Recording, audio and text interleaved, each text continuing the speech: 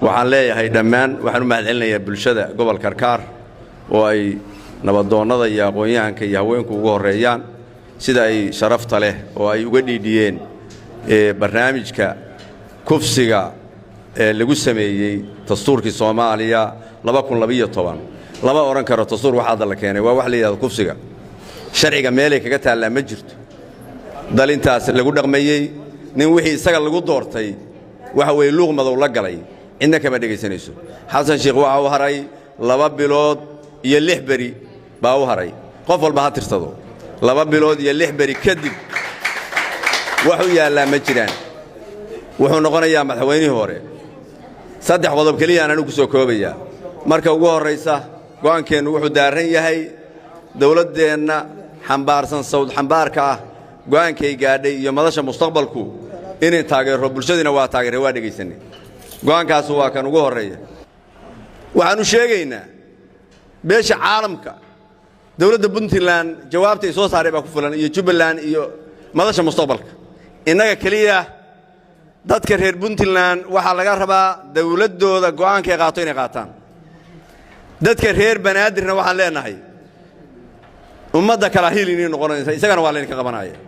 doorashana waa la gelaya xasan sheekh hal mid baan ugu naseexaynaynaa doorashada waqtigeeda ku qabo intaas fursad haysataa waqtigeedii ku qabo waxa beentaayo aad ka qabanayso Banaadir iyo u dirayso koonfur galbeed dadkii ku dhintay oo hadda lagu laayay baa la leeyahay ciidii laysay yaa gurigii la weeraray ninkii culisow la lahayo dhahaye gudoomiyanahay xagee lagu arkay doorasho federaal kaliya ay iyadu qabato aaway gudiga labada heer aaway kii dawlad goboleedyada odayaasha kale oo aamusan waxaan leeyahay waynu ognahay waa diidantiin laakiin kursiga ku fadhiyaan doorashada ku qabto lafta gareen Hirshabeelle iyo Galmudug waa ognahay inay qabanaysaan si xay u qabto hadaa ciidan u baahataan anaga in siinayna hadaa dhaqaale u baahantaan Puntland baa in siinay waxa uga baahdeen adduunka awalba dhaqaale u bixin jiray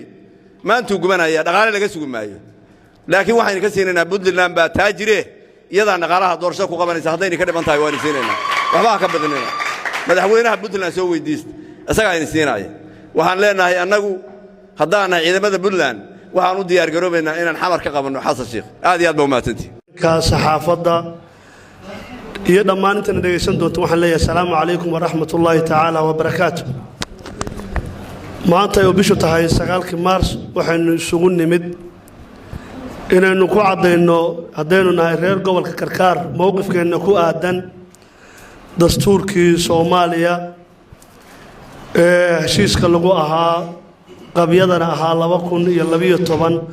Soomaali isla qaadatay loona ballansanaa waay isagoo loo dhan yahay inay Soomaali uga guudho dastuur rasmi ah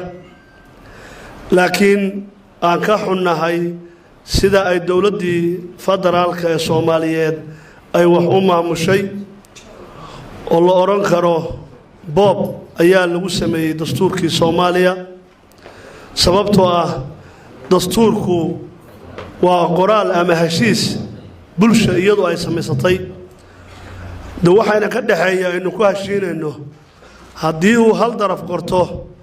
noqon maayo heshiis wuxuu noqonayaa xeer hal daraf samaysteen saaka sida hadda dastuurka lagu wadaayay wuxuu la mid yahay xeer ciise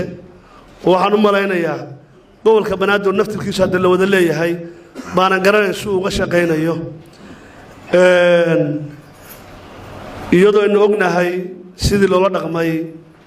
dadka Soomaaliyeed oo horay u ogeen inay Somaliland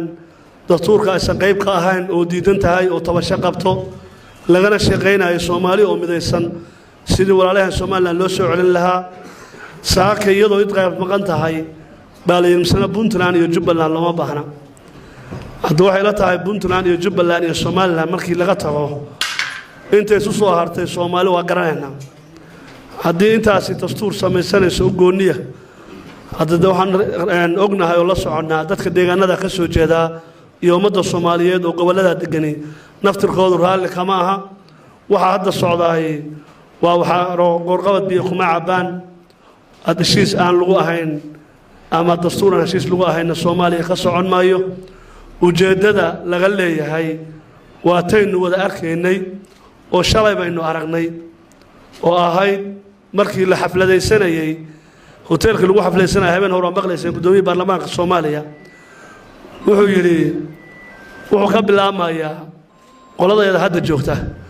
waana mamnuuc adduunka qof hadduu dastuur sameeyo dastuurku dib uma shaqeeyo wuxuu hore uma shaqeeyo wuxuu shaqeeyaa hore buu shaqeeyaa dib uma shaqeeyo ciddii markaa joogta markii la sameeyay dastuurkaas ma qabto sida saxda ah caalamiga ah dastuurkaas wuxuu dhaqan galaa wixii xilliga ka dambeeya madaxweynaha Soomaaliya waan leenahay madaxweynuhu bal adigu kaliya isdhageyso dukumentiyadaadii iyo codadkaagii hore waad adigu hore u duubtay isaga hore u sheegay xaflado badan inuusan dastuur haddii la sameeyo xitaa sax lagu heshiis lagu yahay inuusan markaa dawladda joogto qabanaynin oo uu ka bilaabmayo dawladda xigta habeen hore warkooda wuxuu noqday dastuurku sidaas u dhaqan galku yahay hay'adaha dastuurigu hadda jooga buuna la jaanqaadaya haddii xasanna sidaa gartay aadan ansaxna uu haysto waxay la tahay bulshada reer Puntland waa taa madaxdeeda mas'uuliyiinteeda isugu timi meel walba ay joogto isugu timi inay ka wada hadasho go'aanka dawladda sida gobolkan looga taageersan yahay cadaysay go'aanka dawladduna waa go'aan shacab wuxuu xambaarsan yahay rabitaanka shacabka taasaa sababtay marka dadku inay taageeraan oo garab istaagaan waxa la isku hayaana madaxweyne xasan duulaanka ku yahayna waa xuquuqdii shacabka wuxuu doonayaa inuu duuntiyo uu leexsado uu jeebka ku shubto waa dadweynaha xuquuqdoodii dastuurka xasan qortay dastuur laguma sheegi karo waa xeer isaga u gaara gobol gaara lama siin karo waayo gobolka Soomaaliyeed baa laga diidan yahay beel gaara lama siin karo waayo beelaha Soomaaliyeed baa wada diidan degmo gaara lama siin karo waayo degmooyinka dhan baa wada diidan oo wax xasan ku gaara waxa xasan qortay wuxuu u qeexayaa in doorashada ka dhacaysa beelaya baargaal uu xasan soo magacaabay cid qabanaysa wuxuu u qeexayaa inuu soo iska sii fadhiyo waqtigii la doortay oo loo dhaariyay oo 4 sano ahaa waqti ka badan uu joogo buu qorayaa marka kaas dastuur maaha wax rabitaan bulsho ku yimi maaha wax Soomaali ku heshiisay maaha wax wada sharciga loo maray maaha waa dukumiinti xasan qortay oo danihiisa gaarka oo ka dhex arkay arrinta kale oo hadda aad looga dhawaajiyay oo Puntland iyo doorkeeda arrintan dastuurka Soomaaliya dhan baa in la qabta qayb baynu ka nahay hormuud baynu uga nahay sano hormuudka uga ahaan jirnay ilaalinta danta Soomaaliyeed baynu hormuud uga nahay madaxweyne xasan wuxuu damcay diyaarado ama xamar ka soo duuleen madax Soomaaliyeed reer Puntland oo Soomaaliya saarnaadeen ama kuwa ka duulay Garowe oo xamar u socda ha ahaado cilintooda danta uu kala waxa weeye inuu Soomaali gala geeyo oo halku Soomaaliland gaarsiiyay inagana ina gaarsiiyo oo dadkii goboladii koonfureed meel cidla intuu ka helo halka wixiisa iska wato laakiin Soomaali annagu halkaan wiilal ka dhaqaaqay baa filadu ku jiro xoreeyay dhiig baan u shubnay dheecaan baan u shubnay maal baan u gelinay waqti baan u gelinay diyaarada la celiyay iyo hanjabaad iyo warqad la qoray sharci laga leexday wuxuu xasan naga kaxayn karo Soomaalinimadu ma aha waxaan anagu leenahay waa dhaxal awayaashaya oo waxaan anagu u dhalanay oo waxaan u taagannahay taasaa dadka reer Puntland ku midaysan yihiin madaxda shacabka taasaanu ilaashanaynaa iyada naga go'an madaxweyne xasan nasteexeen horta waxa ugu filan isagoo inuu dib isku daawado waxa kale ugu filan madaxda mustaqbalka madaxweynaha ku jiray waxay dhaheen hadda u tagay u sheegeen baa ugu filan laakiin ka quusan meeno wali waa madaxweynaha dalko 2 bilood iyo maalmo u dhiman wali ka quusan meeno madaxweyne waxaan kugu nasteexaynaynaa 2 arrimood baa madaxweyne ku ahayd waxaad madaxweyne ku ahayd dastuurkii 2012 ku beelgaarka ah Soomaaliya samaysatay baa madaxweyne ku ahayd isagu waa ka maanta aan kaaga nasteexaynayno waxaad kaloo madaxweyne ku tahay 4 sano lagu doortay 2 bilood baa kaaga dhiman intaan kelmadda madaxweyne laga dayn oo xasan oo soo bax lagu oran oo 2 bilood iyo 6 bari dhamaan wadan dadweynaha kamid ahaan waxaan kula talinaynaa inaad madasha miiska wada hadalka timaadid in inta waqtigaagu dhamaan nidaam doorasho oo la isla ogol yahay la helo in inta waqtigaagu dhamaan aad ka laabatid damacaaga gaarka ah dastuurka aad qoratay oo aad ku soo laabatid dastuurka 2012 midaasa danta Soomaaliyeed ku jidaa dantaada gaarka ah ku jidaa midda guud ee ummaddan ku badbaadaysa ku jidaa marnaba ma aqbalayno annaga ma hay Soomaaliyeed ma aqbalayso banaadir baan laga aqbalayn bari baan laga aqbalayn gobol galaan laga aqbalayn waxa aad qoratay oo adiga dantaada gaarka marnaba laba aqbali maayo madaxweyne xaqiiqada u soo laabo taasaan kugu nasteexaynaynaa waayo aragnimo kuguma yara dalkan 2 jeer baa hogaamisay khibrad kuguma yara colaad sokeeye iyo dal burbura waa ku soo dhaqantay kuguma yara waxa ku hayaa kaliya waa damac